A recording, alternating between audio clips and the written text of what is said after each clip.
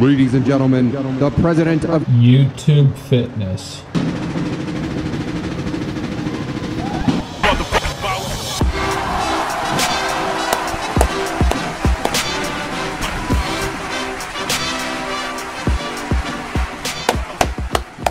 Chest up, shoulders back.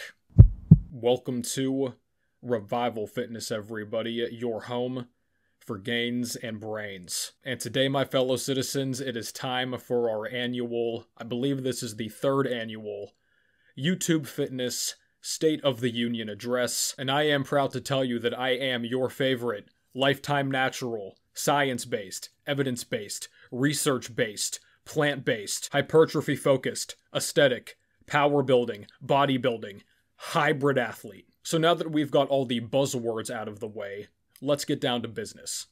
I represent a wide variety of constituents in YouTube Fitness, and today's agenda is going to cover three primary topics. First, we're going to cover YouTube itself, as well as some other social media, the overall direction of fitness content, and then we're going to conclude with the increasingly toxic modern gym culture. So let's begin with the platform that you're watching this on, more than likely right now, the one you put copious amounts of time into on a daily basis for no real return on your investment, YouTube. If you guys haven't heard by now, the longtime CEO of YouTube, Susan Wojcicki,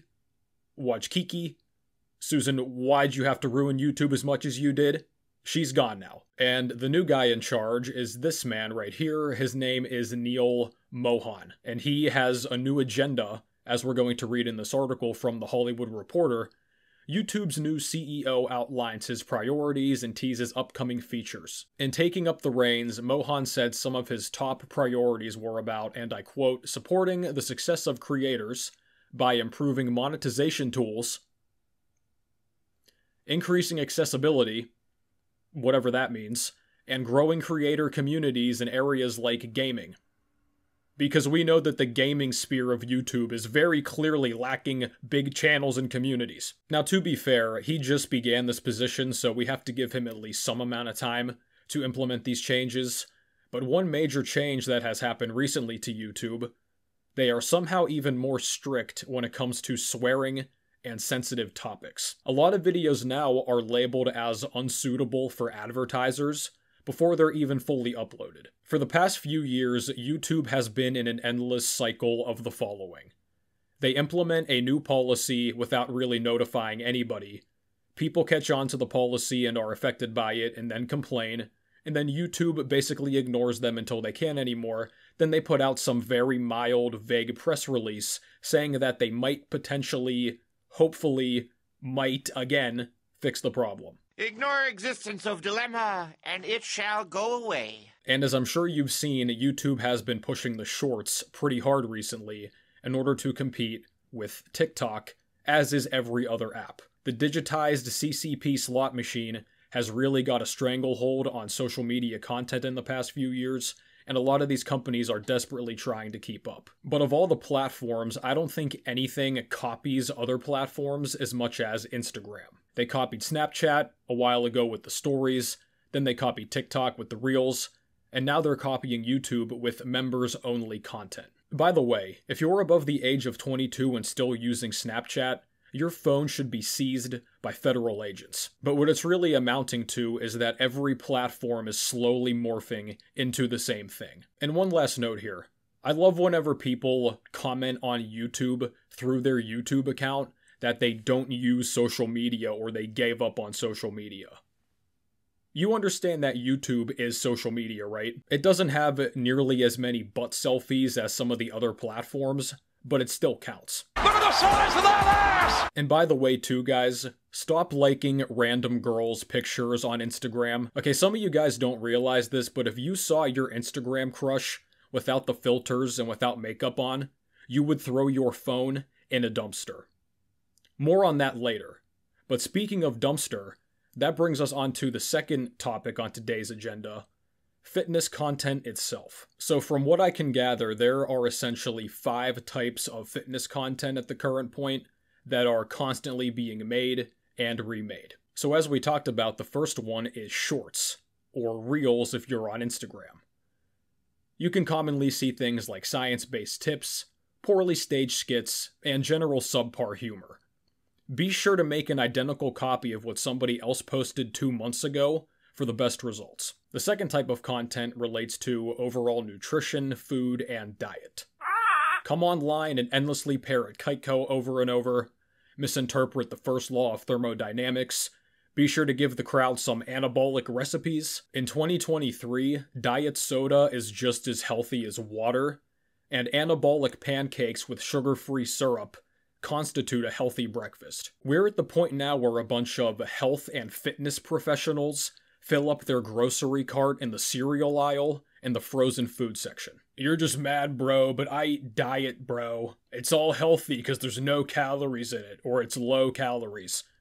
A lot of these guys, once they come off all the gear and retire from lifting, they're gonna end up looking like Carl Brutanen on a Lewski. In some of the extreme cases, these guys are gonna end up looking like Ben Stiller at the end of Dodgeball. But still, the sugar addicts march on because they're hopped up on sugar, caffeine, and ephedrine all day.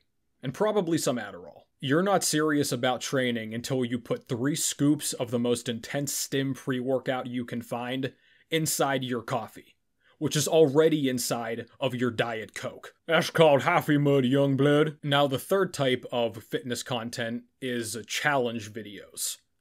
And if you're a kid who was born into wealth, but pretend that you're self-made and from the gutter, this is for you. We've come a long way from the basic eating challenge or the Hodge twins trying fast food in their car. You now have to pretend to live in jail for 24 hours, rent a Lamborghini and crash it, fly to Dubai to train in the world's most expensive gym, or walk around in a fat suit in public.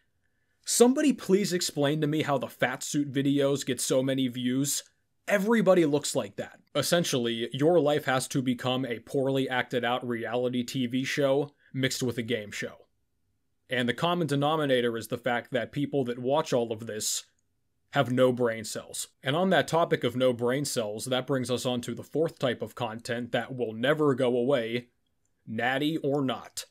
The favorite daytime soap opera of teenagers with crippling body dysmorphia. Natty or Not is guaranteed to rake in hundreds of thousands of millions of views from guys who know more about the androgen receptor than how to deadlift. Guys who are clearly using gear, and oftentimes have been for years, get a pass under the guise of great genetics, which mathematically doesn't even make sense, because not every single person can have great genetics, but they somehow do. But this constantly happens because the guy making the video fits 4 criteria. 1, has collaborated with the subject of the video. 2, plans to collaborate with them. 3, has the same sponsor as them. Or 4, wants to appear as a nice guy to siphon off some of their audience. Or in a lot of cases, they were probably just paid off. But still, the clueless fanboys will continue to overdose on the copium, claiming that a conveniently timed one single blood work panel shared with more plates, more dates is the end-all be-all, as if a year-long forensic investigation was conducted. That's all they need. The point here is, P.T. Barnum was right.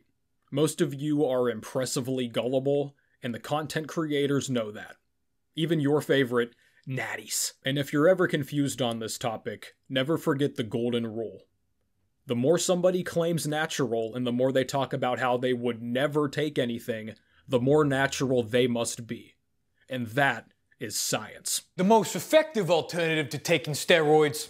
Lie. All the benefits of taking steroids with none of the side effects of not taking steroids. With this one simple trick, you can now claim to be genetically and morally superior without having to be either. And that brings us on to the fifth and final type of content I see repeatedly.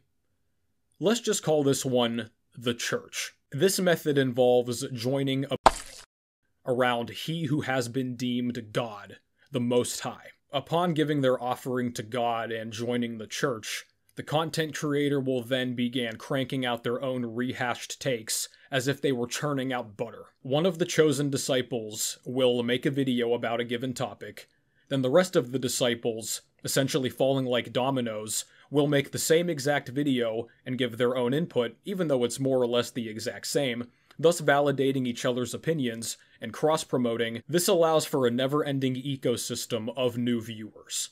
It's sort of like regenerative soil, and the offerings they give during the are essentially fertilizer. You must constantly reaffirm your submission to God to stay in this church, and if you do not go out and spread the gospel, even if you don't actually follow it yourself, you will be vanished. As a member of this church, you are to go out and shame and lambaste anybody that does not agree with the established doctrine.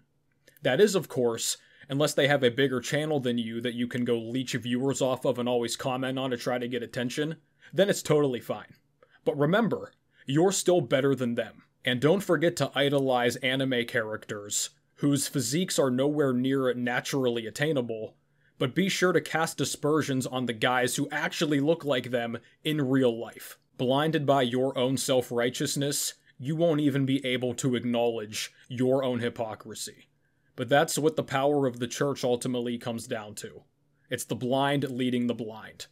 And when that's the case, nobody can really see. And we're going to conclude by talking about gym culture.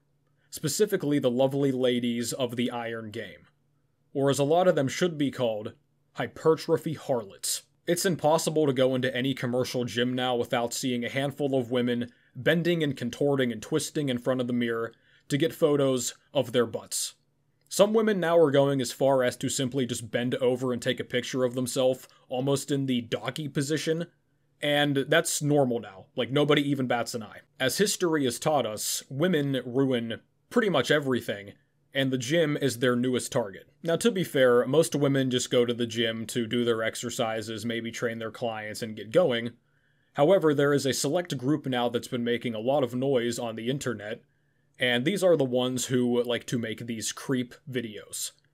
You guys have probably seen these popping up all over now. Some woman will be recording herself, and there will be some guy randomly in the back of the frame, or just walking by briefly. Maybe he even says something to her, asking if she's done with the seat or with the equipment, and she will go out, "Oh my goodness, he was harassing me, I'm being stalked, I feel unsafe." Feral, feral, feral. And there's always going to be creepy guys that actually bother women at the gym and make them feel truly unsafe. I don't think anybody's going to argue that, but a lot of good dudes now are simply getting caught in the crossfire while these girls record themselves for social media. And the funny thing too here is that women will commonly say in the comments of these things, "Oh my god, this is why we need women's only gyms." I don't know if you women realize this, but you have them.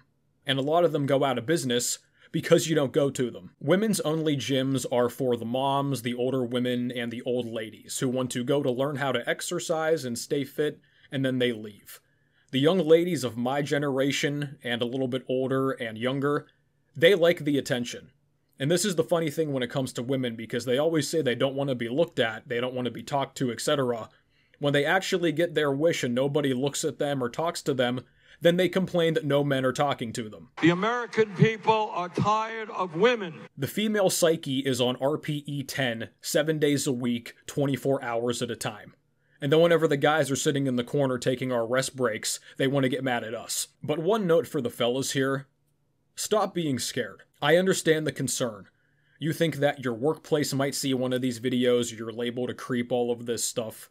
But ultimately, unless there is tangible proof of you being a legitimate weirdo or creep or harasser on camera, and there usually never is in a lot of these cases, you're going to be good to go.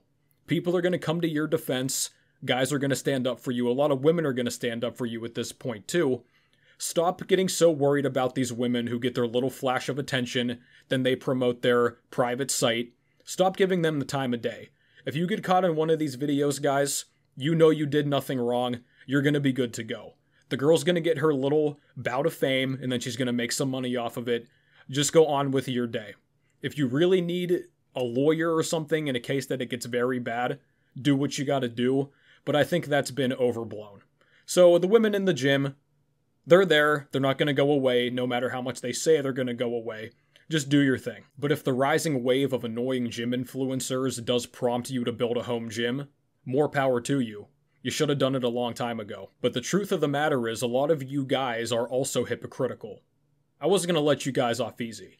So a lot of these dudes now, The same ones who go on YouTube comment sections always waxing poetic, oh, I am not dating, I have left the dating scene, I refuse to deal with these women. Some of y'all are the same guys who are liking all of their pictures online, you follow them, you pay for the OF, even though there's tons of free stuff you could look at. You guys are basically funneling attention and money to these women. Even if it's negative attention, you're still giving them attention and watch time and views. You guys are feeding the very ecosystem that you're complaining about, but then you're gonna blame the women. That's on you, cowboy. 3 lies that every man tells himself. How many girls he's been with, how big it is, and how much he can bench. When you morph those all into the modern gym culture and social media, there's a lot of delusion. I see endless amounts of lip service from guys on the internet talking about how they're not going to give women free validation and free attention. And then I look at every single girl's profile that comes up in my feed, all they're getting is validation and attention. They go from 5,000 followers to 50,000 in the span of a month. The fact of the matter is, a lot of guys cope and LARP on the internet, saying all of these things, but whenever the rubber meets the road, you revert back to the little helpless simp that you always have been. So until you can fix your own problems, this is not going to improve. And really, I don't think you want it to. Now on the flip side, when it comes to the people in the gym that can actually get laid, you can often find them doing cosplay and going to raves. I don't know what it is about rave culture and gym culture that overlaps so much at this point, but as I mentioned previously, guys, the gym scene now is essentially just a rave. There's a bunch of bright lights and music, everybody's looking for the perfect photos to be taken, a bunch of unknown stimulants and cocktails are being used to achieve some high. I'm gonna go dance, I'm gonna go work out, snort, snort, snort. But many times on the same girls' profiles that the simps are just constantly feeding, you see this repeatedly, they're always going to raves. Some EDM show, some house show, some music festival, to go stand outside in the beating sun for 2 straight days, sleeping in a tent, and crapping and wiping with leaves. If you want to fit in with the cool kids in fitness now, you have to essentially be into the rave scene, always be dressing up as some cartoon or video game character, and once again do stupid challenge videos. That is like the holy spirit, the trifecta of mainstream gym culture at this point, or at least one of those is your sort of cornerstone. And when you think about it like that, I don't know if anything else can be a microcosm of the modern generation. People pretending to have fun, needing a bunch of medication and stimulants to get their head in the right space and to not feel anxious around other people, and then getting validation for it on social media. I hate it here, dude. What happened to the days when you could just walk into the gym, dap up your boys, chat up the cute girl at the front desk, and then go get trend from the biggest guy in the locker room? We have lost our way. As with pretty much everything now, fitness has been completely overtaken by dorks and nerds. The same people who were getting stuffed in lockers 20 years ago, they are now running every aspect of society. And surprise, surprise, everything sucks. A lot of you bullies did not do your job properly. And I would open up a public fund to make better bullies at this point, but most of you guys are working fast food now, and you want the minimum wage to be $25? You'll figure it out. Are you sure? Okay, I'll be there right away. So I've just received word that another migrant caravan of maingainers has illegally crossed our border, and I have to go attend to that business. So I hope you guys resonate with what I've said today and really think about it. And just to tell you, it's not going to get better.